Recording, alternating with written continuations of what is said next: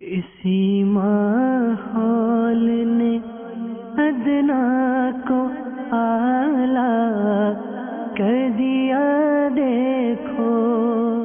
عاشق بے مثال حضرت سیدنا بلال رضی اللہ تعالی عنہ کا نام زبان پر آتا ہے تو بے ساختہ ایک سرتاپا عاشق رسول ہستی کا تصور قائم ہو جاتا ہے۔ ایمان لانے اور غلامی سے آزادی پانے کے بعد عاشق بے مثال حضرت سیدنا بلال رضی اللہ تعالی عنہ نے اپنی زندگی کے حسین ایام سرکار عالی وقار مدینے کے تاجدار صلی اللہ تعالی علیہ وآلہ وسلم کی خدمت میں گزارے، لیکن وصال ظاہری کے بعد ہجر رسول کی تاب نہ لا کر مدینہ منورہ زادہ اللہ شرفا و تعظیما سے ہجرت کر کے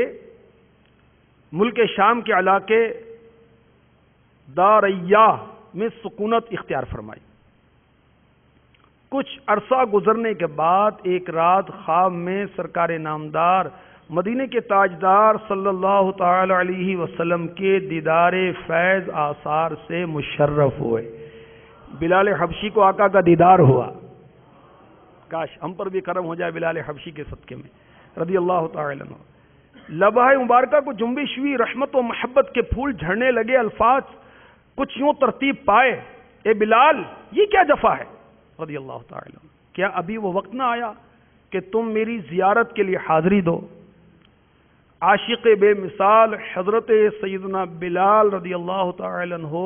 بیدار ہوتے ہی حکم سرکار صلی اللہ تعالی علیہ وسلم کی تعمیل میں مدینہ منورہ زادہ اللہ شرفا و تعظیما کی جانب روانہ ہو گئے،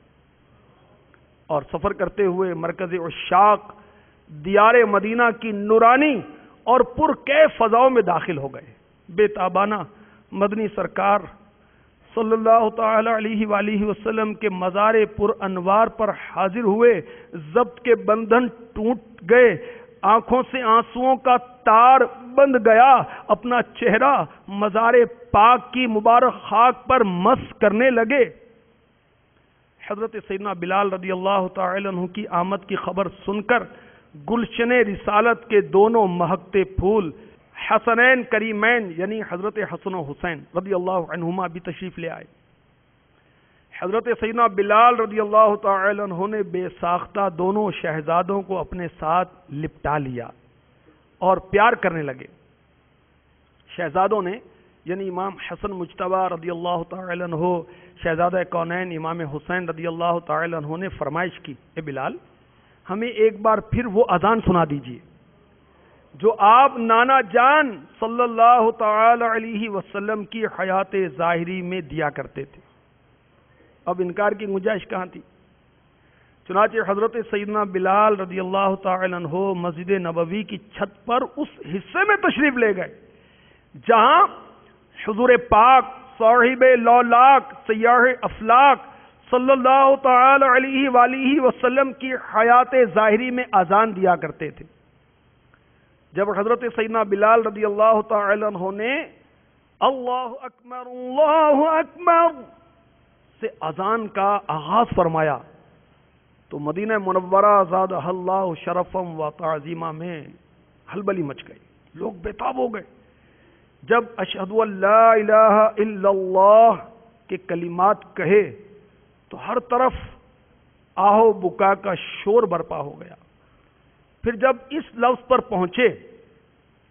اشہد ان محمد رسول اللہ تو لوگ بے تابانہ ایک دوسرے سے پوچھنے لگے، کیا سرکار نامدار صلی اللہ تعالی علیہ وسلم مزار پر انوار سے باہر تشریف لے آئے ہیں؟ سرکار مدینہ صلی اللہ تعالی علیہ وسلم کے وصال ظاہری کے بعد مدینہ منورہ زادہ اللہ شرفا و تعظیما میں اس دن سے زیادہ کبھی گریہ و زاری نہیں ہوئی۔ آقا نے پردہ فرمایا، اس دن صحابہ اکرام پر بہت رقت آ رہی تھی، اس کے بعد ایسی رقت اس دن قائم ہوئی جب بلال حبشی حاضر ہوئے اور انہوں نے اذان کہی۔ اس واقعے کے بعد عاشق بے مثال حضرت سیدنا بلال رضی اللہ تعالی عنہ تا دم حیات سال میں ایک مرتبہ مدینہ منورہ زادہ اللہ شرفا و تعظیما حاضر ہوتے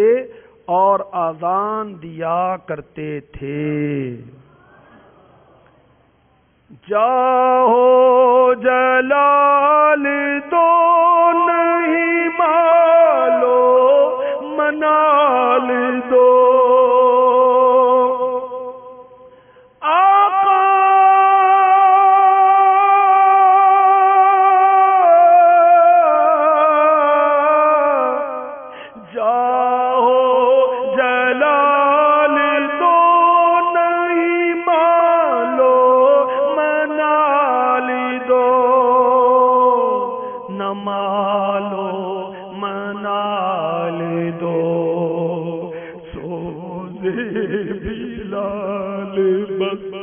میری جھولی میں ڈال دو، سوزے بلال بس میری جھولی میں ڈال دو، دنیا کے سارے غم میرے دل سے نکال دو،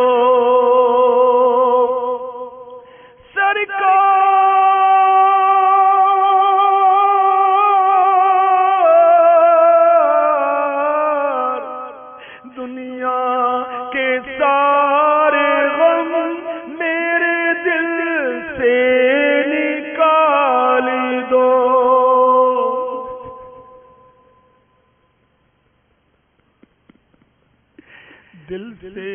نکال دو غم اپنا یا نبی، مجھے بہرے